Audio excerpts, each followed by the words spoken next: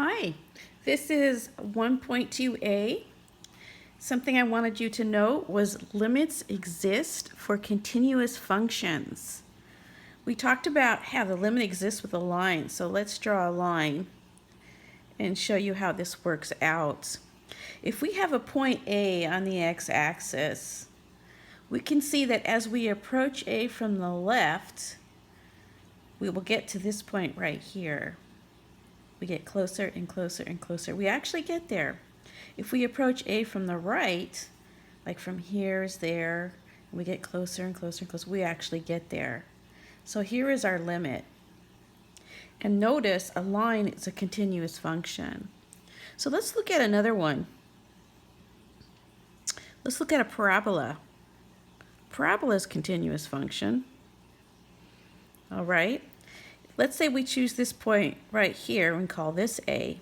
If we approach A from the left, we can see as we get closer and closer and closer, we actually get to a point.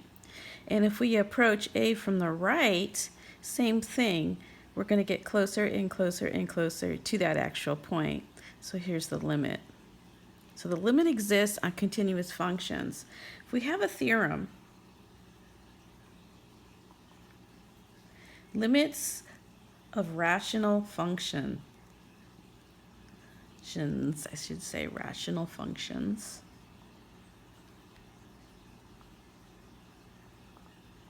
Okay, limits of rational functions, and that states the limit of capital F of x as x approaches A equals just f of A. So we can actually evaluate limits when we know that we have a continuous function. Now, what is a rational function? I'll go ahead and write the definition here. Okay, all polynomial functions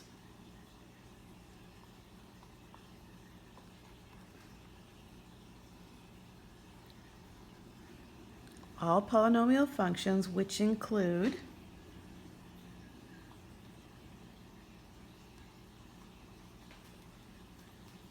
constant and linear functions and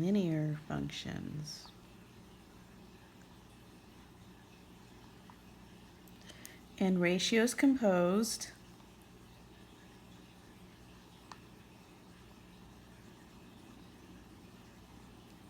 of such functions.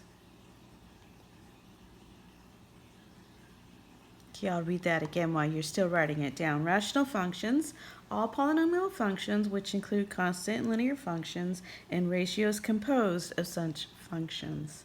So let's go over some examples.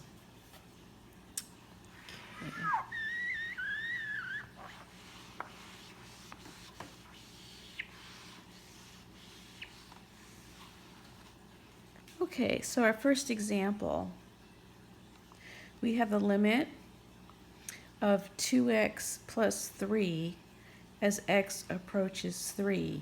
Now we know that this is an equation of a line, and a line is continuous, so we can just evaluate it by putting the 3 in the x.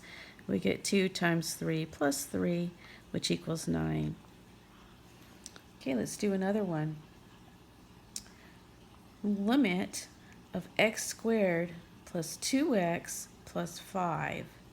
X squared plus 2x plus 5 as x approaches 0. Now we know this is a quadratic, which is a parabola, which is continuous. Therefore, we can evaluate. We can just put the 0 where we see the x's, and that becomes just 5. Putting a 0 there, a 0 there, that becomes 5.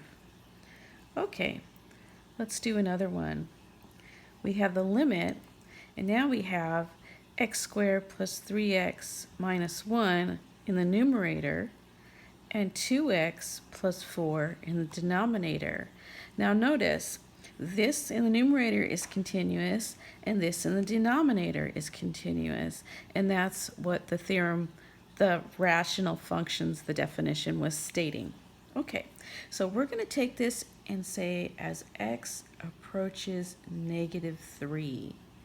as x approaches negative 3. So we're going to put a negative 3 in there in the numerator and in the denominator.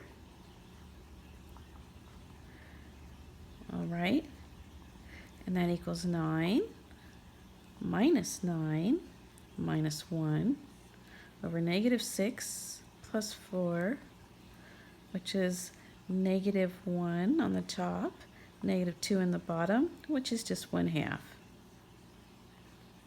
Okay, let's do one more. We have the limit,